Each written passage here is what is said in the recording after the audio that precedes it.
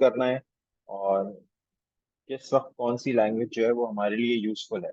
Obviously हर तरह की चीज, हर तरह की लैंग्वेज हर ऑब्जेक्टिव के लिए नहीं होती। We first need to identify what our objective is, and then we need to identify which programming language, again in terms of higher level और लोअर लेवल लैंग्वेज, कौन सी इस पर्टिकुलर पर्पस के लिए जो हम करना चाहते हैं उसके लिए ज्यादा जरूरी है। और उसके लिए हमने देख लिया था कि दोनों में डिफरेंसेस क्या है, एक्सेट्रा एक्सेट्रा। जी इब्राहिम कुछ कह रहे हैं? नहीं सर हैंड जेस्चर वाला फीचर चेक कर रहा था जूम का। तुम ये जैसे ही चेक कर रहे हो? अच्छा चलो तुम ये बताओ, अब तुमने माइक अपने मुंह तक ले ही आए हो, कि ये एप्लीकेशन सॉफ्टवेयर क्या होते हैं? सर एप्लीकेशन होते हैं सर। सारे एप्लीकेशन होते हैं। सर वो एप्लीकेशन का सॉफ्टवेयर सर। एप्लीकेशन सॉफ्टवेयर को आजकल हम क्या कहते हैं? सर एप्लीकेशन सॉफ्टवेयर सर किसी किताब से देख के बता दूं सर। नहीं नहीं, बगैर देखे बता दो ना, जो तुम्हारे जहन में आ रहा है बस वो बताओ मुझे। मैं ये चाहता सर हूँ ऐप तुम्हारे जहन में बिल्कुल वो आए जो है। Sir software sir application software sir software को बोलते हैं। अरे जो एप्स है ना, वो सब ऐप सर एप्लीकेशन ऐप बोली सॉफ्टवेयर तो है। थी। जो एप्स है सर ना, ऐप। हाँ। एप्स, वो सारे एप्लीकेशन सॉफ्टवेयर हैं। एप्लीकेशन सॉफ्टवेयर से ही तो ये एप्स निकला है। तो ये ऐप स्टोर, अब तो जैसे ऐप स्टोर एप्पल का होता है, गूगल में प्ले स्टोर है, ये सारे वो ऐप स्टोर यानी एप्लीकेशन सॉफ्टवेयर यहाँ पे अवेलेबल होते हैं, which you can run over system software, so that you may be able to utilize the potential of the hardware that you have got। ठीक है, तो ये याद रखना। ठीक है, ये हमने कुछ क्वेश्चंस किए थे जिसमें यू आइडेंटिफाइड कि कौन सी लैंग्वेज जो है वो कौन सी है, ये हाई लेवल लैंग्वेज है, लोअर लेवल लैंग्वेज है, या असेंबली है, या मशीन कोड है। ठीक है, फिर हमने ट्रांसलेटर का, असेंबलर, इंटरप्रेटर और कंपाइलर को देखा था, और इनका इंटरप्रेटर का और कंपाइलर का फर्क देखा था। जो सबसे बड़ा फर्क था कंपाइलर और इंटरप्रेटर में वो क्या था? सर वो सर इंटरप्रेटर सर वो सारी गलतियां एक साथ नहीं बताता था। वेरी गुड इंटर ये अच्छा पर्सपेक्टिव तुमने लिया। असल में इस बात को करना इस तरह से है कि इंटरप्रेटर जो है वो लाइन बाय लाइन इंटरप्रेट करता है, यानी वो लाइन बाय लाइन कोड को पढ़ता है, और ऑब्वियसली वो लाइन बाय लाइन ही फिर बता रहा होता है। जैसे कोई गलती वो उसको दिखती है, या जैसी ही उसको लाइन कोई गलती बाय नजर लाइन आती है, गलतियां बताता एग्जैक्ट है। लाइन बाय लाइन गलतियां नहीं बताता, लाइन बाय लाइन वो पढ़ता है कोड को। ठीक है, उसका लेकिन उसका पर्पज सर सिर्फ मिस्टेक सिर्फ भी गलती सर बताना लाइन नहीं है। बाय लाइन ही देता है। मिस्टेक भी बिल्कुल सर देता लाइन है, बाय लाइन ही लेकिन जो देता है। जिस तरह से हमने अगर कोई हमसे ये सवाल करेगा ना कि what is the difference between compiler interpreter, तो हम ये नहीं बताएंगे कि इंटरप्रेटर लाइन बाय लाइन गलतियां बताता है, हम उसको बताएंगे इंटरप्रेटर लाइन बाय लाइन पढ़ता है कोड को। और क्योंकि वो लाइन बाय लाइन कोड को पढ़ता है, इसलिए फिर वो लाइन, जहां जिस लाइन में उसको गलती मिलती है वो उस लाइन पे रुक जाता है एग्जीक्यूशन करना। उस लाइन पे वो ट्रांसलेशन ऑफ कोड रोक देता है, और कहता है पहले ये लाइन ठीक करो फिर मैं आगे बढ़ूंगा। ठीक है, जबकि कंपाइलर ऐसा नहीं करता। कंपाइलर सारी लाइंस ऑफ कोड को एक साथ मशीन कोड में कन्वर्ट कर देता है बिफोर एग्जीक्यूटिंग द प्रोग्राम। ठीक है, और वो सारे सिंटेक्स एरर्स एक साथ रिपोर्ट करता है, और प्रोग्राम उस वक्त तक रन नहीं हो सकता होता जब तक एरर्स करेक्ट ना हो जाए। ठीक है, अली समझ में आया है कुछ? ठीक है, समझ में आ गया सर। ठीक है, हसन तुमने ज्वाइन किया है लेट, हम जरा सा रिव्यू कर रहे हैं लास्ट क्लास में हमने क्या पढ़ा था।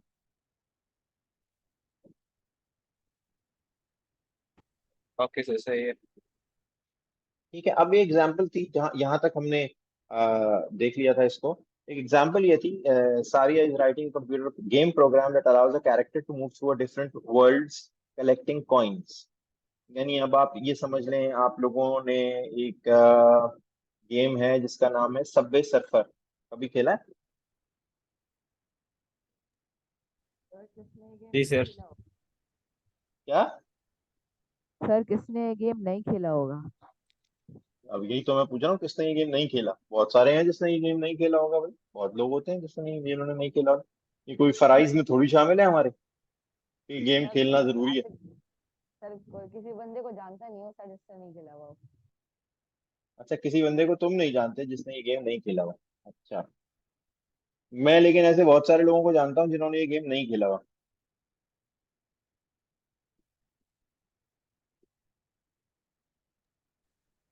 चलो खैर, एक गेम है जिसमें एक कैरेक्टर है, और वो कैरेक्टर मुख्तलिफ इन्वायरमेंट्स में जाता है और उसको कॉइन्स कलेक्ट करने होते हैं। ये सारिया एक गेम ने बनाया है। अब ये सवाल पूछ रहे हैं कि विच ट्रांसलेटर शुड सारिया use when writing the code? Is it more appropriate to use an interpreter? It is more appropriate to use an interpreter. This will allow user to see when an error is identified, corrected, and then continue running the program for the same position. A compiler can be used, but all the errors would appear at the start, and she would need to correct all of them before seeing how any of her program runs. अब मुझे बताइए कि इस particular situation में ये कह रहे हैं कि जी compiler can be used but an interpreter is considered more appropriate, but you could justify the use of a compiler in this situation. ठीक है, तो ऐसी क्या वजह होगी कि हम इस पर्टिकुलर सिचुएशन में कंपाइलर यूज करेंगे?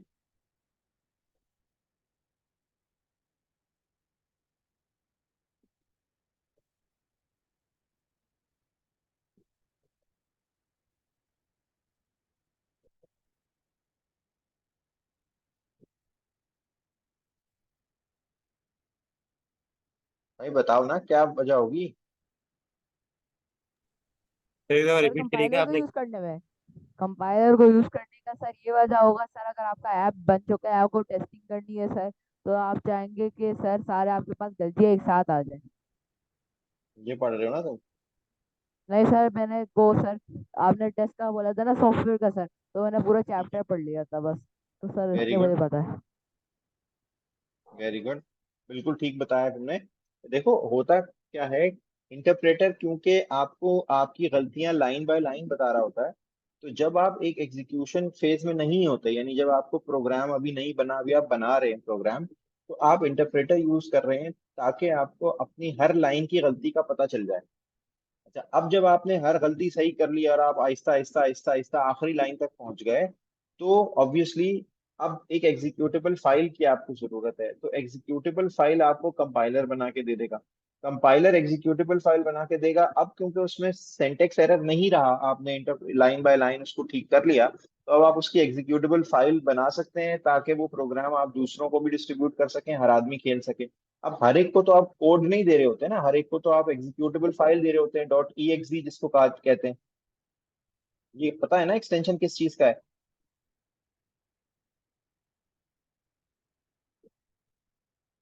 हर फाइल का, कोई भी फाइल हो, चाहे वो वर्ड की कोई फाइल हो, तो वर्ड की एग्जीक्यूटेबल फाइल कुछ का है। भी, एग्जैक्टली वर्ड की फाइल का भी एक्सटेंशन होता है ना।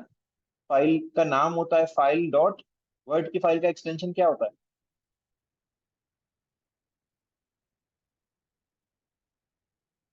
Dock x. ठीक है, इसी तरह से पावर पॉइंट की फाइल का एक्सटेंशन क्या होता है?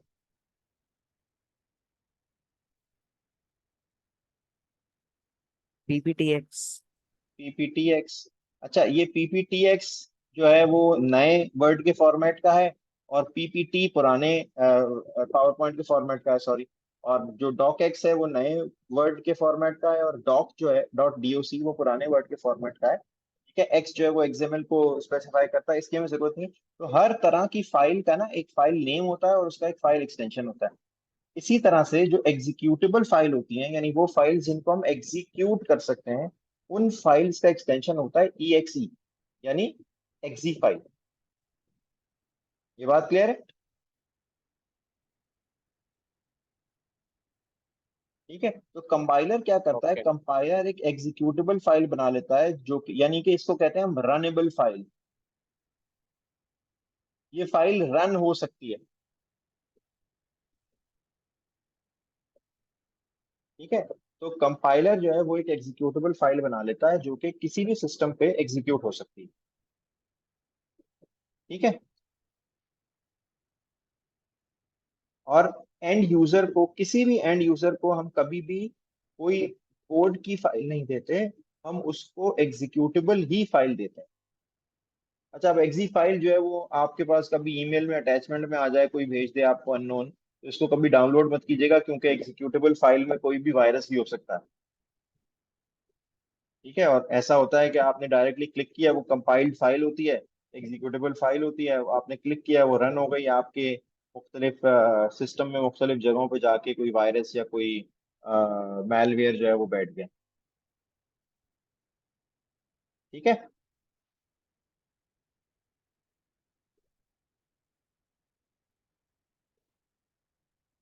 चलो खैर, अब ये एक्टिविटी 4.3 तो हम कर नहीं सकते, अभी हमने ये लिखा नहीं है कोई भी कंप्यूटर प्रोग्राम अभी तक हम, लेकिन जब ये करेंगे कंप्यूटर लैंग्वेज कोई, तो उसमें हम जरूर तो कर लेंगे। हमने एचटीएमएल का एक वो लिखा था कोड छोटा सा। एचटीएमएल जो है ना, वो इंटरप्रेट की जाती है। HTML line by line code होता है एचटीएमएल का। ठीक है, याद है हमने एचटीएमएल की एक फाइल लिखी थी छोटी सी। सर पाइथन भी वो सर लाइन बाय लाइन होती है ना। जी बिल्कुल, बिल्कुल बिल्कुल। ठीक है, क्योंकि वेब पेजेस जो है ना वो डाउनग्रेड, मतलब हमारे पास डाउनलोड होते हैं ना, तो डाउनलोड के लिए वो सब कुछ एक साथ इंटरप्रेट करके आपके पेज पे फेंक दे, ऐसा नहीं होता।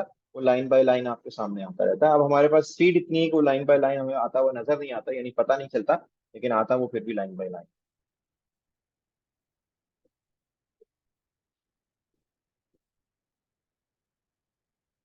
अच्छा, अब देखो, एग्जाम्स के हवाले से मैं आपको बताऊं जरा सा, कि हमें ये समझना जरूरी है कि एग्जाम्स में हमें किस तरह से क्वेश्चंस को अटेम्प्ट करना है, क्या चीज़ पूछी गई है, और हमें उसके मार्क्स देखने हैं कितने हैं, और उसमें किन किन चीज़ों को रिस्पॉन्ड करना है।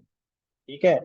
ऑब्वियसली एक बड़ी इंपॉर्टेंट चीज़ ये होती है कि जब आपसे कहा गया हो कि कोई एक डिसीजन लें किसी भी चीज़ के बारे में, and you justify your choice, तो इसमें ना आंसर में कोई चीज़ गलत या सही नहीं होती।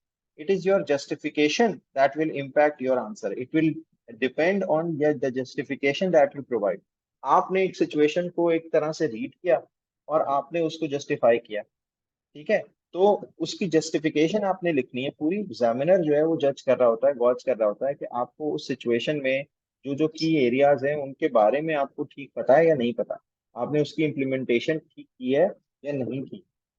ठीक है, आपने इस सिचुएशन में फॉर एग्जांपल कहीं इंटरप्रेटर यूज करना था, आपने कंपाइलर यूज कर दिया, गलती कर दी, ठीक है। लेकिन अगर आपने जस्टिफिकेशन उसकी ठीक लिखी है ना, कि मैं ये समझता हूँ कि इसलिए इसमें कंपाइलर यूज करना चाहिए, तो भी फिर एग्जामिनर खुद भी ये सोचने में मजबूर होता है कि हाँ भाई इसका रीजन तो ठीक है। तो you need to figure out the reason as well, you need to write down the reason as well, कि वो रीजन क्या है जिसकी वजह से आपने कोई एक पर्टिकुलर चीज चूज की है।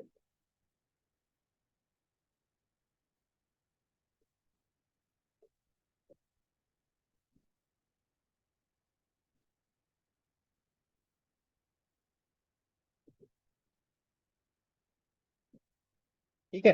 अच्छा, अब ये जो चीजें दी हुई है ना, ये जो एक चीज दी हुई है, ये बिल्कुल टू द पॉइंट एक आंसर ही आपको दिया हुआ है, जिसके बाद जिसको आपको पता होना चाहिए कि interpreter is most useful during the development of the program. क्यों? It you can fix errors in real time, and you can go through line by line of the entire program. ठीक है, and you can fix each program, you can run small selections of the program while when it is not complete. ठीक है, और compiler is useful. ये जो answers है ना, ये चीजें आपको याद करनी है।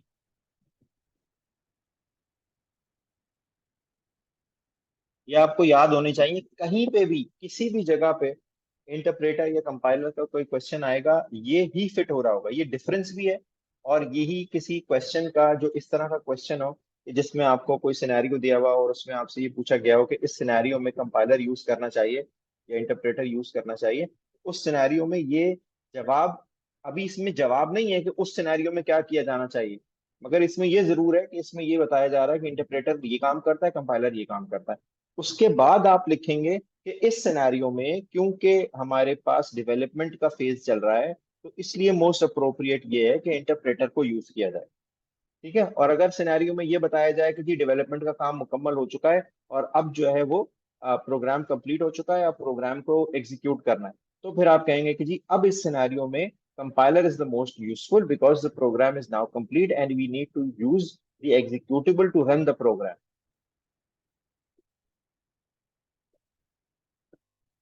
ठीक है शाबोट, समझ में आया है कुछ?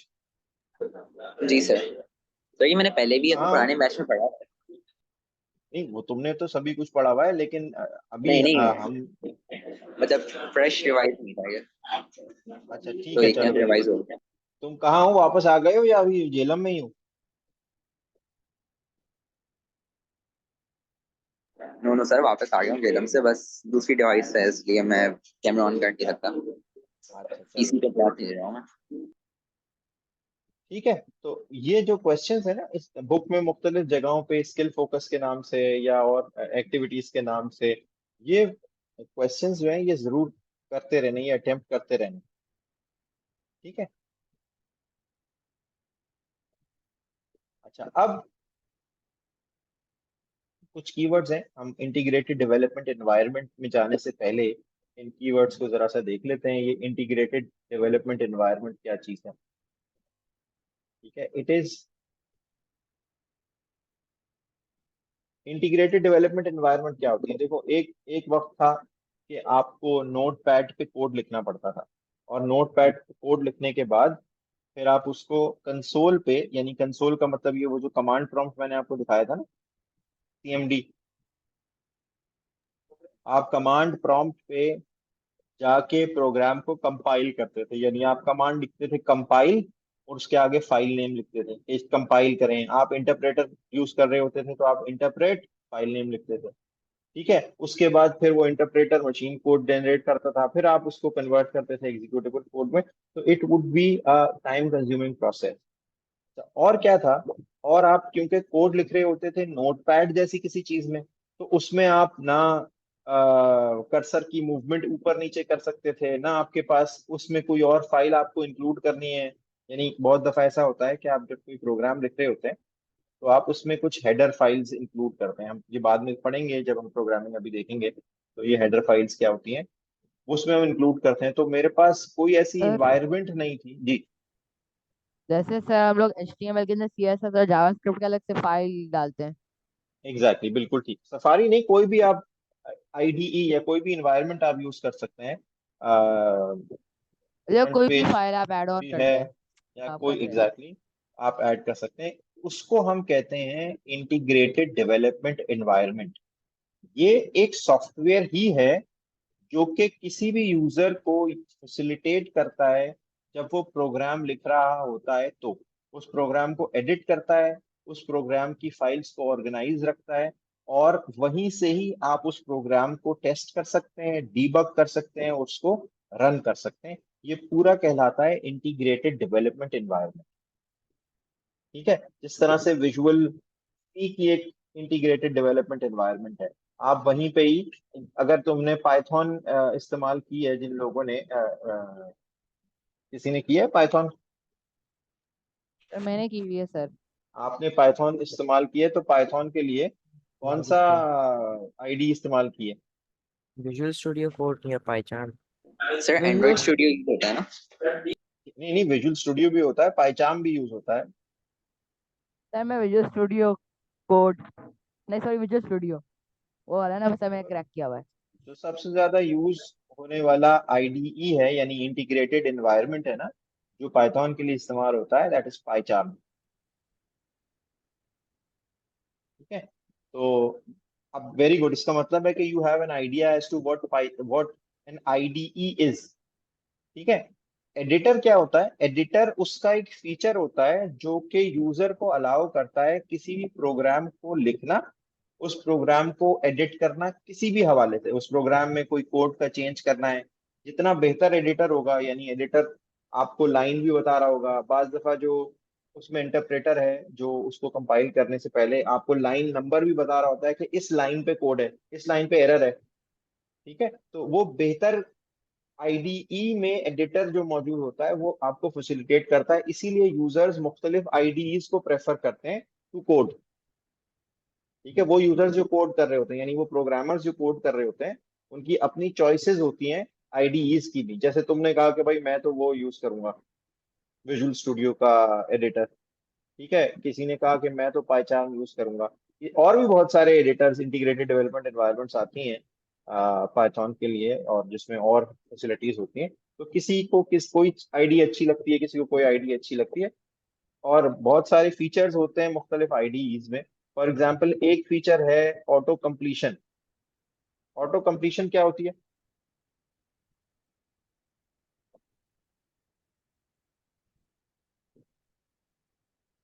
कि वो किसी कॉमन फ्रेज को डिटेक्ट करके उसको खुद ही कंप्लीट कर देता है। बिल्कुल ठीक है, वो किसी फेज फ्रेज को, कॉमन फ्रेज नहीं, इस वक्त तो हम प्रोग्रामिंग की बात कर रहे हैं ना, इंटीग्रेटेड डेवलपमेंट एनवायरनमेंट आईडीई में हम एडिटर में प्रोग्राम लिख रहे हैं। तो आप कोई कमांड लिख रहे हैं, अब आपको कमांड का फॉर्मेट नहीं याद रखना, क्योंकि ऑटो कंप्लीशन की फैसिलिटी उस आईडीई में मौजूद है। आपने कमांड लिखी, अब जैसे मैं आपको एक एग्जांपल दिखाता हूँ इसकी, एक्सेल की, ठीक है, जिसमें ऑटो कंप्लीशन की फैसिलिटी मौजूद है। ठीक है, अभी जरा रुकना, एग्जाम्पल एक्सेल की है, मैं सिर्फ दिखा इसलिए रहा हूं ताकि आपको ऑटो कंप्लीशन के बारे में पता चल जाए। ठीक है,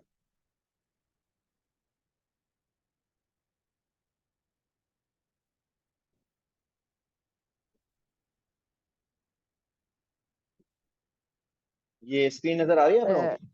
सर जैसे आपने वन डाला, फिर वो जो सर नीचे खींचते हैं 1 2 3 4 5 6 होता है, वो वाली चीज सर। नहीं नहीं, मैं कुछ और बात कर रहा हूँ, देखो। ऑटो अच्छा, अब कंप्लीट। देखो मैं एक फॉर्मूला लिखने की कोशिश कर रहा हूँ यहाँ पे। ये एक सेल है, इसमें वैल्यू मैं रखता हूँ 50। ठीक है, अब मैं यहाँ एक फॉर्मूला लिख रहा हूँ एक सेल में, ये एक्सेल है, एक एक्सेल में फॉर्मूलाज लिख सकते हैं, मैं एक फॉर्मूला लिख रहा हूँ। अब मैंने फॉर्मूला लिखा इफ। ठीक है, अब जैसे ही मैंने इफ लिखा ना, देखो यहाँ पे नीचे एक लिस्ट आ गई फॉर्मूलाज की, जो कि इफ के नाम से अवेलेबल हैं, जो कि इफ से शुरू होते हैं। इफ है, इफ एरर है, इफ एन है, इफ एस है। ठीक है, तो मैंने कहा नहीं, मुझे इफ शुरू करना है, और मैंने यहाँ पे ब्रैकेट डाल दिया। अब देखो क्या आ रहा है, ये नजर आ रहा है ना तुम लोगों को? ये क्या कर रहा है, ये फॉर्मूले पे इस वक्त देखो हाईलाइट हुआ हुआ है ये, जो लॉजिकल टेस्ट लिखा है ना, ये हाईलाइट हुआ हुआ है। अब ये मुझे बता रहा है हाईलाइट होके कि इस वक्त मैं इस फॉर्मूले के इस पर्टिकुलर वेरिएबल को फिल कर रहा हूँ। तो अभी मैं इस वेरिएबल को फिल करता हूँ, if this particular cell is क्या कहूँ, लेस देन इक्वल टू 50। तो अब मैंने कॉमा डाला, अब जैसे ही कॉमा डाला वो अगले आर्गुमेंट पे आ गया। तो मैं लिख दूं यहाँ पे, अ, मैं लिख दूं यहाँ पे लेस देन इक्वल टू 50, तो लेस देन 50। ठीक है, अब कॉमा डालूंगा तो और अगले वेरिएबल मूव कर, ये क्या कर रहा है, ये मुझे साथ साथ हेल्प कर रहा है, साथ साथ गाइड कर रहा है, जिसको हम ऑटो कंप्लीशन भी कह सकते हैं, या एक गाइड के तौर पे भी ये हमारे पास मौजूद है कि भाई मैं फॉर्मूला ठीक लिख रहा हूँ या नहीं लिख रहा। क्योंकि होता ही है कि जब आप किसी प्रोग्रामिंग लैंग्वेज में प्रोग्राम कर रहे होते हैं, तो आपको हर चीज याद रखनी पड़ती है ना। तो जो आईडीई किसी भी प्रोग्रामर को ज्यादा फैसिलिटेट कर रही होती है, वो प्रोग्रामर उसको पसंद करता है कि यार ये आईडी है, ये मुझे ज्यादा पसंद कर रही है। तो एक्सेल इसलिए ज्यादा मशहूर है, ग्रेटर देन 50। तो अब मैंने एक छोटा सा फॉर्मूला लिखा है, ठीक है, कि जिसमें इस पर्टिकुलर सेल में अगर वैल्यू 50 या कम होगी, फॉर एग्जांपल यहाँ पे मैं 34 लिख देता हूँ, तो लेस देन 50 यहाँ पे प्रिंट हुआ हुआ होगा। अगर मैं यहाँ पे 51 लिख दूंगा, तो यहाँ पे ग्रेटर देन 50 आ जाएगा लिखा हुआ खुद ब खुद। ठीक है, 40 करूंगा क्या लिखा हुआ आएगा, लेस देन 50। ठीक है, 60 करूंगा क्या लिखा हुआ आएगा, ग्रेटर देन 50। तो एक छोटा सा एक फॉर्मूला मैंने लिखा है, छोटा सा एक प्रोग्राम समझ लो इसको, जो भी समझ लें, उस तरह से मैं अपने फॉर्मूले को ठीक लिख सकता हूं, अगर मेरे पास किसी तरह की हेल्प अवेलेबल हो। हेल्प किस तरह की अवेलेबल हो सकती है मेरे पास जब मैं कोई प्रोग्राम लिख रहा हूँ? वो हेल्प मेरे पास किन फॉर्म्स में अवेलेबल हो सकती है? वो फॉर्म्स हो सकती हैं, एक ऑटो कंप्लीशन हो सकती है, एक ऑटो करेक्शन हो सकती है। ठीक है, ऑटो करेक्शन क्या, मैं किसी चीज की स्पेलिंग गलत लिख रहा हूँ, मुझे पता है कि भाई मैं, मुझे नहीं पता कि मैं गलत लिख रहा हूँ, तो मुझे, आपको आपने देखा है ना वर्ड में, अगर आप कोई स्पेलिंग गलत लिख रहे हो, तो वर्ड क्या करता है, हाईलाइट कर देता है। उसको हाईलाइट कर देता है। अच्छा, एक जमाना था, एक कुछ अरसे पहले तक वर्ड का एक फीचर ये था कि वो ऑटो करेक्ट कर देता था। भाई अब मुझे गलत ही लिखनी है स्पेलिंग, ठीक है, तो फिर मेरे लिए बड़ी मुश्किल हो जाती थी। तो फिर लोगों ने ऑटो करेक्ट को बंद करना शुरू किया, क्योंकि ऑटो करेक्ट भी बड़ा खतरनाक साबित हो रहा था। तो इसलिए ऑटो करेक्शन एक फैसिलिटी है जो कि किसी एडिटर में, अगर आप चाहें तो वो आपको हेल्प कर सकती है कि आपने किसी चीज में कोई गलती कर दी, तो वो ऑटोमेटिकली करेक्ट हो जाए। आप फोन पे कोई चीज टाइप कर रहे हो, अगर ऑटो करेक्शन ऑन है, तो वो ऑटोमेटिकली ठीक हो जाती है। बहुत दफा ऐसा होता है क्योंकि वो खुद भी लर्न कर रहा होता है ना, वो एक अलग पूरी साइंस है। ठीक है। अच्छा, उसके अलावा क्या फीचर्स होते हैं किसी भी आईडीई में? एक ये होता है प्रीटी प्रिंट। प्रीटी प्रिंट किसे कहते हैं? कि जब आप किसी भी पर्टिकुलर फॉर्मूले का, किसी भी पर्टिकुलर कीवर्ड का, किसी भी पर्टिकुलर टेक्स्ट का कलर चेंज करके उसको हाईलाइट कर देते हैं कि ये कीवर्ड है, उसको इटैलिसाइज कर देते हैं, तो ये क्या हेल्प करता है आपकी? ये प्रोग्रामर को हेल्प करता है आइडेंटिफाई करने में कि उसने कहाँ पे कीवर्ड्स लिखे हैं, कहाँ पे वो वर्ड्स लिखे हैं जो कि जो उसने प्रिंट करनी है कोई चीज उससे मुख्तलिफ है। कौन सी चीजें वो हैं? जो कि कमांड्स हैं। ठीक है। उसके बाद एक चीज होती है रन टाइम एनवायरनमेंट, जिसे कहते हैं। रन टाइम एनवायरनमेंट क्या होती है? It is that feature of N integrated development environment that allows a program to be run and let the user interact with the program. Run time environment में programme को run करके कि किस तरह से ये प्रोग्राम रन होगा, as a user आप किस तरह से इस प्रोग्राम को देखेंगे, वो सारी चीजें आपको करने की फैसिलिटी अवेलेबल होती है। That is what run time environment is. यानी आपने एक मोबाइल इम्यूलेटर, इम्यूलेटर पता है किसे कहते हैं? जैसे वो फोन के ऐप को लैपटॉप पे चला सकते हैं, एग्जैक्टली अब पीसी पे। आपके पास फोन नहीं है, आपने क्या किया? आपने भाई एक रन टाइम इन्वायरमेंट क्रिएट करनी पड़ेगी ना। आप एक ऐप को डिजाइन कर रहे हैं, आप एक ऐप की डेवलपमेंट कर रहे हैं। अब लेकिन वो फोन नहीं है जिसके पे आपने इसको एग्जीक्यूट करना है, तो आप उसको टेस्ट कैसे करेंगे? आपके पास सर लैपटॉप ब्लूस्टैक्स पे ही डाउनलोड करके, क्या करके? ब्लूस्टैक्स डाउनलोड कर दे। ठीक है, वो क्या करता है? वो भी एक रन टाइम एनवायरनमेंट ही क्रिएट करता है ना, कि जिसपे आप ये चेक कर सकते हैं कि आपने जो प्रोग्राम बनाया है वो मोबाइल फोन पे कैसा दिखेगा। तो वो एक इम्यूलेटर कहलाता है, वो इम्यूलेट करता है। क्या कह रहे हैं?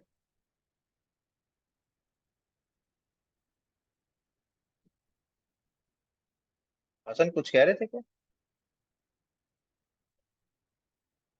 अच्छा, तो वो इम्यूलेट करता है उस पर्टिकुलर आउटपुट दो को सब। जो कि आप मोबाइल फोन की स्क्रीन पे देख सकते हैं। ठीक है, तो that is what run time environment is. ये चीजें समझ में आ गई तो हम जरा आईडीई पे मूव करते हैं। ठीक है, तो आईडी की कुछ ये सारी बातें तो हमने कर ही ली कि जी आईडी होती क्या है। When you write a computer program you are most likely to use an integrated development environment. ठीक है, जिसमें एक एडिटर होता है जिसके मुख्तलिफ फीचर्स होते हैं, और कुछ फीचर्स जो होते हैं वो ऑटो कंप्लीट होते हैं, वो ऑटो करेक्ट होते हैं, वो प्रिटी प्रिंट होते हैं, वो ब्लॉक मिनिमाइजिंग होते हैं। ब्लॉक मिनिमाइजिंग ये होता है कि आपने एक particular section of the code लिख लिया, अब आप उसको मिनिमाइज कर दें कि भाई हाँ ये सेक्शन मेरा कंप्लीट हो गया। ठीक है, so that you have less clutter on the screen, क्योंकि स्क्रीन साइज आपके बहुत बड़े बड़े नहीं होते, आपके पास स्क्रीन छोटी होती है। तो अगर आपके पास स्क्रीन पे कोड ही देखते रहेंगे तो आप खुद अजीब आपका दिमाग हो जाता है। तो इसलिए स्क्रीन को ऑर्गेनाइज रखने के लिए ये कोड को मिनिमाइज करने के, यानी ब्लॉक मिनिमाइज करने के भी ऑप्शन देते हैं कि आपने एक कोड लिखा कि जी इस कोड से बटन जब ये प्रेस होगा तो ये होगा। तो अब आपने वो लिख दिया, आपने वो टेस्ट कर लिया, उसके बाद आप उसको मिनिमाइज कर देते हैं ताकि भाई ये काम तो हो गया ना, अब अगले काम पे चलते हैं। तो ये ब्लॉक मिनिमाइजिंग के भी ऑप्शंस आईडीज में अवेलेबल होते हैं to facilitate the programmers in writing code. ठीक है, और उसके अलावा फिर रन टाइम एनवायरनमेंट होती है। ठीक है, अच्छा अब तीन चीजें जो इंपॉर्टेंट हैं वो और हमें देखनी है। एक होता है ब्रेक पॉइंट। ठीक है, ये डीबगिंग के फीचर्स हैं। देखो, एक चीज तो वो है कि आपने प्रोग्राम बना रहे हैं तो आपको हेल्प करता है वो ऑटो कंप्लीशन के थ्रू, ऑटो करेक्शन के थ्रू, और प्रिटी प्रिंट्स के थ्रू, ब्लॉक मिनिमाइजिंग के थ्रू। अब आपने प्रोग्राम बना लिया, अब आप उस प्रोग्राम को चलाते हैं, उसमें एरर्स आ जाते हैं, उसमें बग्स आ जाते हैं।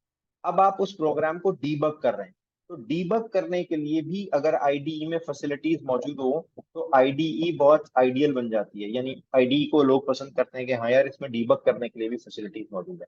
वो क्या फैसिलिटीज होती हैं डीबग करने के लिए जो अवेलेबल होती हैं? वो होती हैं ब्रेक पॉइंट्स। ठीक है, ब्रेक पॉइंट्स हम किसे कहते हैं?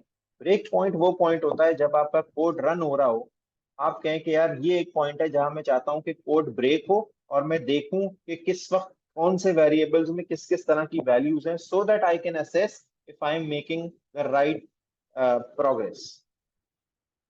ठीक है, तो ये वो पॉइंट्स होते हैं जिसपे प्रोग्राम ब्रेक होता है।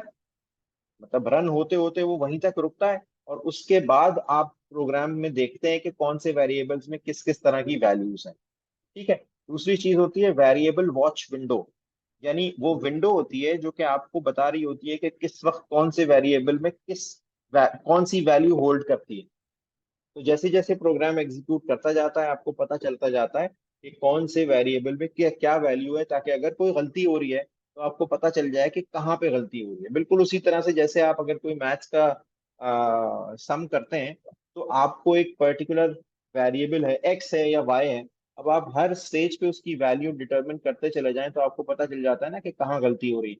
इसी तरह से वेरिएबल विंडो आपकी जो वैल्यूज होती है किसी भी वेरिएबल की उस प्रोग्राम में, उसको डिस्प्ले करती रहती है, सो दैट यू नो कि किस वक्त कौन सी वैल्यू उस वेरिएबल में होल्ड हो रही है, so that you can correct the program and debug the programme.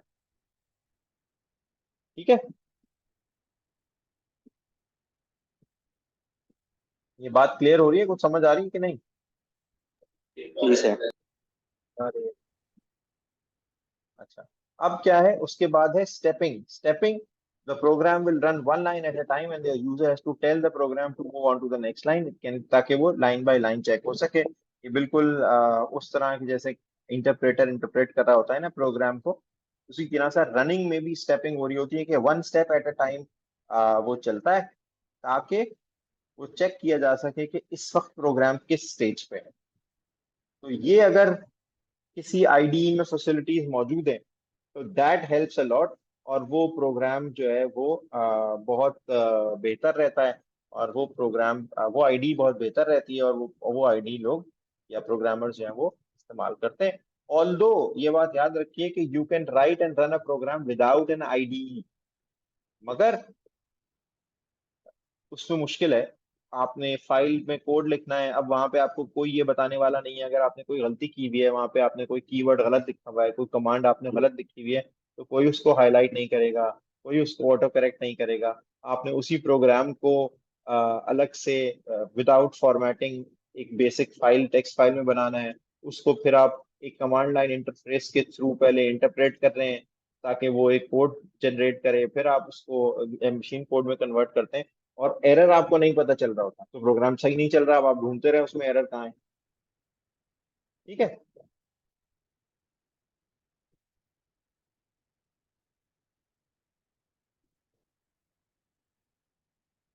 ये तो आप लोगों ने किया वही है मेरा ख्याल है। अगर आपसे मैंने इसीलिए पूछा था कि कौन सी आईडी आप लोगों ने यूज किया, तो आपने कहा अगर नहीं की तो इसको जरा सा पाईचार्म को ओपन करके देखो, देखो कि उसमें ऑटो करेक्ट की फैसिलिटी है, देखो कि उसमें स्टेपिंग की फैसिलिटी है, कोई सैंपल प्रोग्राम ले लो वो बना के देखो इसमें जरा कि कौन कौन सी फैसिलिटीज आईडी में हैं, ताकि और बहुत सारी आईडीज हैं, अगर आप सर्च भी करेंगे ना गूगल पे के पाइथन के लिए आईडीज कौन कौन सी अवेलेबल हैं, उसमें उनका कंपैरिजन अगर आप देखना शुरू करें तो यू विल नो कि there are different types of IDEs जो कि अवेलेबल हैं एक ही प्रोग्रामिंग लैंग्वेज में प्रोग्राम करने के लिए भी। सर मैं फ्लटर यूज करता हूँ। फ्लटर में रन एंड डिबग्स होती हैं, कोड एडिटर, टेक्स्ट एडिटर होता है, और उसके अंदर प्लगइन्स भी होते हैं, plus file import export etcetera ये सब उसी में आ जाएंगे। बिल्कुल बिल्कुल बिल्कुल, ये वही चीजें हैं सारी। देखो जैसे जैसे आईडी एडवांस होती जाती है ना, वैसे वैसे उसमें ऑप्शंस बढ़ते ही जाते हैं ऑब्वियसली। ठीक है, उसको संभालना भी थोड़ा सा मुश्किल हो जाता है बाज दफा, तो आहिस्ता आहिस्ता जो है वो उसको आप लोग यूज करते जाते हैं तो उसके आदी हो जाते हैं, और आपको ये ऐसा लगता है कि यार मैं इस आईडी को ज्यादा बेहतर तरह से अपनी प्रोग्रामिंग के लिए इस्तेमाल करता हूँ, क्योंकि then your focus is on the programming itself. आप ये इसको ऑर्गेनाइज कैसे करना है, इसको डीबग कैसे करना है, इन चक्रों में नहीं पड़ते, you are focus on the program, making the program better. अपनी लॉजिक पे आप फोकस किए हुए होते हैं।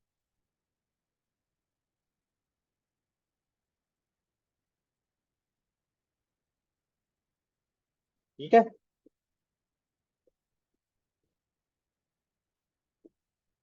Okay sir.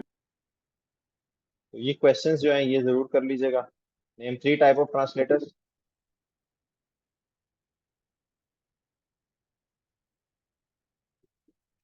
जल्दी से बताओ।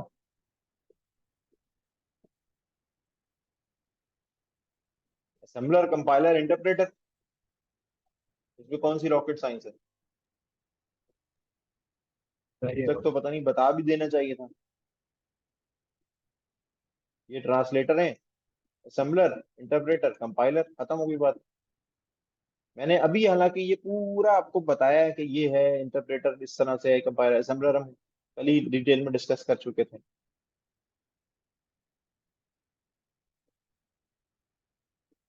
ठीक है, ये क्वेश्चन जरूर करने, मैंने पहले भी आप लोगों को क्वेश्चंस दिए हुए हैं असाइनमेंट्स में, वो भी सबने नहीं किए अभी तक।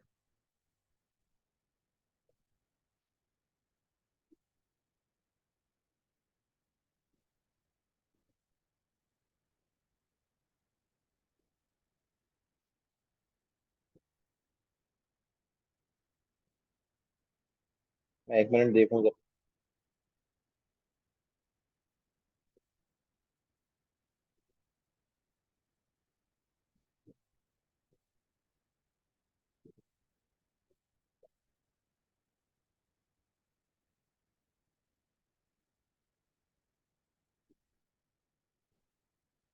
किसी ने, 3 लोगों ने नहीं किए हैं ये, जो मैंने क्वेश्चन 4 के चैप्टर्स दिए थे ना, चैप्टर 4 के क्वेश्चंस